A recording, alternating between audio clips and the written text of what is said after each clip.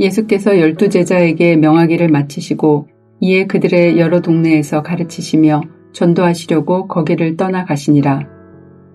요한이 옥에서 그리스도께서 하신 일을 듣고 제자들을 보내어 예수께 여짜오되 오실 그이가 당신이오니이까 우리가 다른 일을 기다리오리이까. 예수께서 대답하여 이르시되 너희가 가서 듣고 보는 것을 요한에게 알리되 맹인이 보며 못 걷는 사람이 걸으며 나병 환자가 깨끗함을 받으며 못 듣는 자가 들으며 죽은 자가 살아나며 가난한 자에게 복음이 전파된다 하라. 누구든지 나로 말미암아 실족하지 아니하는 자는 복이 있도다 하시니라. 그들이 떠나매 예수께서 무리에게 요한에 대하여 말씀하시되 너희가 무엇을 보려고 광야에 나갔더냐? 바람에 흔들리는 갈대냐? 그러면 너희가 무엇을 보려고 나갔더냐? 부드러운 옷 입은 사람이냐? 부드러운 옷을 입은 사람들은 왕궁에 있느니라. 그러면 너희가 어찌하여 나갔더냐? 선지자를 보기 위함이었더냐? 옳다. 내가 너희에게 이르노니 선지자보다 더 나은 자니라. 기록된 바 보라 내가 내 사자를 내 앞에 보내노니 그가 내 길을 내 앞에 준비하리라 하신 것이 이 사람에 대한 말씀이니라.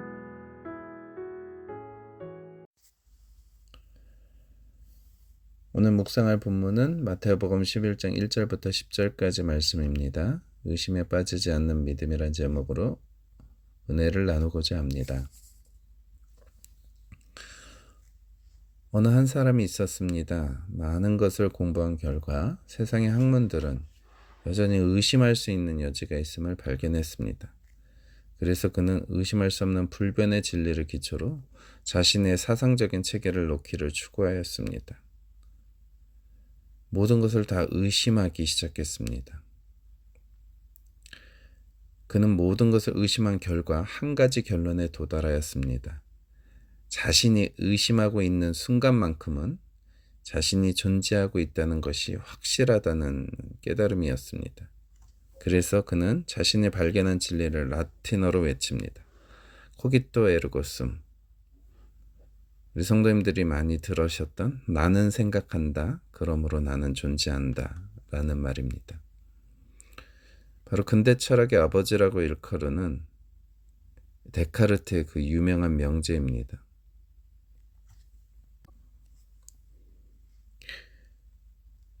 중세 철학의 전제를 뒤집은 근대 철학의 아버지로 그는 평가되는데요. 중세 시대에는 하나님께서 나를 창조하셨기 때문에 바로 내가 존재하기 때문에 내가 생각하는 것이 가능하다는 것을 다 믿었습니다. 그런데 그는 그의 존재의 근거를 자신이 의심하는 그 정신작용에서 찾은 것이었습니다. 그는 스스로 자신은 그리스도인이라고 말을 했지만 실은 그의 모든 사상체계는 그가 비그리스도인임을 드러내주고 있습니다. 그리스도인은 누구입니까? 이 세상 사람들과는 달리 자신의 존재의 근거를 불변하는 진리, 즉 성경 말씀의 기초로 모든 것을 생각하는 사람입니다. 모든 종교에는 나름대로 구원의 길이 있다고 세상 사람들이 말을 할 때 예수님 외에는 구원자가 없다는 성경의 진리를 자신의 것으로 받아들인 사람이 그리스도인입니다. 의심하는 자신으로부터 자신의 존재의 근거를 찾고자 한 데카르트, 그는 진정 그리스도인이라고 할 수 없는 것입니다. 제가 왜 이렇게 어려운 이야기를 하냐면 우리가 의심하는 생각의 과정을 균형 있게 바라보기 위해서입니다. 우리는 항상 무엇을 생각합니다.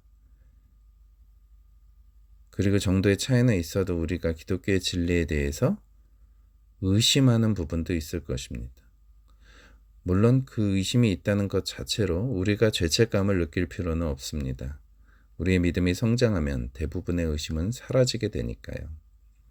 성경의 진리를 믿지 못하고 많은 부분 의심하고 있다는 것은 아직 우리가 신앙적으로 어리다는 증거입니다. 그러나 믿음이 어려서 하는 의심이 아니라 사탄의 역사로 인하여 내 안에 발생하는 의심이 있습니다. 오늘 본문에 나오는 세례 요한이 가졌던 의심이 그 대표적인 예라 할 수 있습니다. 그는 예수님께서 메시아로서 공적 생애가 시작할 때 예수님에게 세례를 베풀었던 마지막 선지자였습니다. 그는 이사야서에서도 나오듯이 주님의 길을 예비하라고 주님 앞서 보냄받은 광야에 외치는 소리였습니다. 그는 단 한 번의 기적도 행한 적이 없으면서 말씀 하나로 모든 이스라엘 사람들에게 회개의 세례를 베풀었다는 의미에서 선지자 중에 가장 위대한 선지자였습니다. 그는 예수님의 메시아 되심을 온 이스라엘 사람들 앞에서 증언한 사람이었습니다.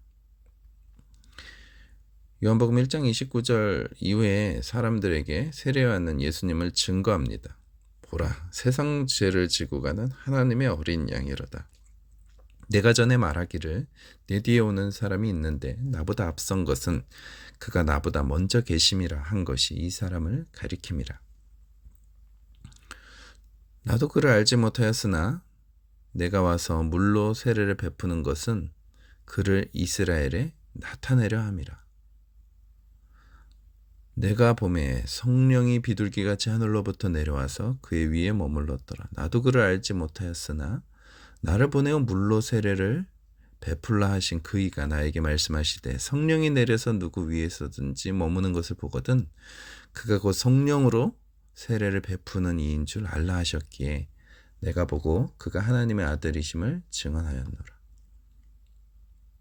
이렇게까지 증언하였던 그가 지금 감옥에 갇힌 채 의심에 사로잡혀서 자신의 제자들을 예수님께로 보내 다시금 주님께 묻습니다. 오시기로 예언된 메시아가 당신이 맞습니까? 아니면 다른 분을 기다릴까요? 그러자 주 예수님께서 세례 요한의 질문에 답변을 하시면서 그에 대한 평가의 말씀을 하십니다.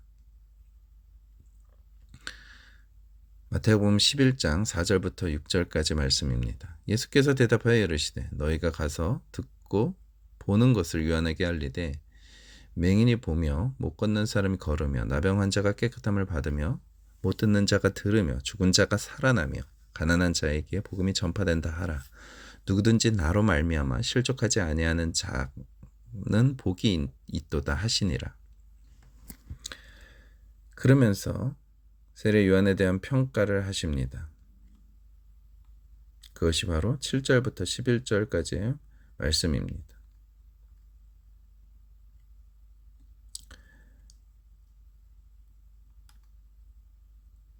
예수님의 평가는 앞의 부분에 있어서는 분명히 칭찬으로 시작했습니다. 그러나 마지막 부분에 있어서는 오늘 본문에는 포함되지는 않지만 실은 11절까지의 내용이 예수님께서 세례 요한에 대한 평가인데요. 그러나 천국에서는 극히 작은 자라도 그보다 크니라 라고 말씀을 하시므로 그의 삶에 대해서 최종적인 평가는 예수님의 제자 중에 지극히 작은 자가 세례 요한보다도 크다라고 평가하고 계십니다. 즉 천국에서는 예수님의 제자들 중에 제일 작은 자가 세례 요한보다 큽니다. 천국에 들어가는 사람 중에서 세례 요한이 제일 작은 사람이라는 평가를 하셨던 것입니다. 왜 그렇습니까? 그는 예수님이 메시아임을 알았음에도 사람들에게 말만 하고 그 자신은 따르지 않았습니다. 오히려 세례 요한 자신의 제자들 중 베드로의 동생 안드레는 이 세례 요한의 말, 즉 보아라 하나님의 어린 양이다 라는 증언하는 그 말을 듣고 더 이상 세례 요한의 제자로 남아있지 않고 예수님을 따르며 자신의 형 베드로를 찾아가 자신이 메시아를 만났다라고 전도합니다. 그래서 함께 예수님을 따르는 자가 됩니다. 그러나 정작 세례 요한은 주님을 바라만 보고 있습니다. 그는 자기의 공동체를 해체시키고 그 모두가 예수님을 따를 수 있도록 해야 함에도 불구하고 여전히 자신을 따르는 그 그룹을 유지시켰습니다. 메시아가 나타났음에도 그는 예수님의 주되심에 복종하지 않고 자신의 길을 고집스레 끝까지 간 것입니다. 실제적으로 세례요한은 예수님 앞에 무릎을 꿇고 물었어야 합니다. 이렇게 말이죠. 지금까지 주님이 오시기까지 주님의 오심을 예언하고 그 길을 닦아왔습니다. 그러나 주님, 이제 오셨으니 앞으로 제가 할 일은 무엇입니까? 그러나 세례요한은 이런 질문을 주님께로 향하지 않고 자신의 세력을 그대로 유지시킵니다. 자신의 제자들을 해체하고 자신도 예수님을 따라가는 제자의 삶을 살아야 함에도 불구하고 그는 주님을 따라가지 않습니다. 전승에 의하면 세례요한의 공동체는 2세기까지 그 명맥이 유지되었다고 합니다. 말씀을 맺고자 합니다. 바로 믿음의 길을 표현할 때 용두사미로 끝난 사람이 대표적 인물이 세례요한이라는 것입니다. 그래서 예수님은 자신의 주되심에 복종하지 않고 따라오지 않았던 세례요한에 대한 평가를 천국에서는 나의 제일 작은 제자가 적어도 세례요한보다는 크다라고 말씀하셨던 것입니다. 그는 정말 겨우 구원받은 사람입니다. 왜 그렇습니까?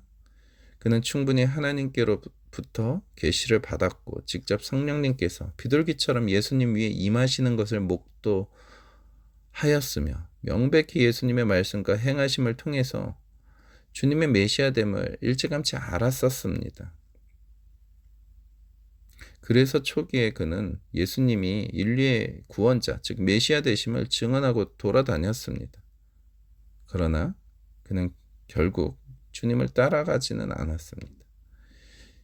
그는 이제 순교할 시점에서 굉장한 의심에 사로잡혀 있습니다. 정말 이분이 메시아 맞나? 세례요한이 주님의 주되심에 순종하지 않은 결과 자신의 믿음을 스스로 파괴하는 의심이 들었던 것입니다. 우리는 기억해야 됩니다. 예수님을 나의 삶의 주인으로 인정하지 않고 주님께 순종하지 않고 끝까지 자신의 생각과 고집을 부리며 자신만의 길을 걸어가는 사람은 심각한 의심에 사로잡히게 된다는 사실입니다. 그러한 죄의 길, 불순종의 길을 가면 세례 요한처럼 나중에는 결국 거의 믿음이 없는 상태에 이르게 됩니다. 그래서 기존에 자신이 확신했던 진리 자체도 의심하기에 이르게 된다는 사실을 우리 모두는 기억해야 됩니다. 성도님들은 예수님을 어떤 분으로 믿고 계십니까? 정말 예수님께서 나의 인생의 주인 되십니까? 그 주인 되신 예수님을 믿고 따라가고 순종하고 계십니까? 믿음 가운데, 말씀 가운데 거함으로 이러한 파괴적인 의심에 사로잡히지 않는 우리 모든 성도님들의 삶이 되기를 간절히 소망합니다.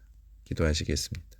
사랑의 아버지 하나님, 오늘도 우리가 이 말씀을 통해 하나님의 인도함 가운데 우리가 의심에 빠지지 않는 믿음 생활을 할 수 있도록 주님 도와주옵소서.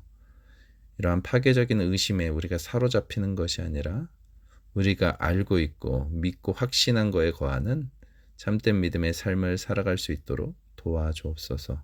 매일의 삶이 여러 가지 사단의 유혹이 있을지라도 우리가 하나님의 은혜에 거하며 우리의 주인 되신 예수님께 순종하는 삶으로 우리가 날마다 주님께 나아가는 온전한 제자의 삶을 살아갈 수 있도록 주님 도와 주옵소서. 우리 주 예수님 이름으로 기도드립니다.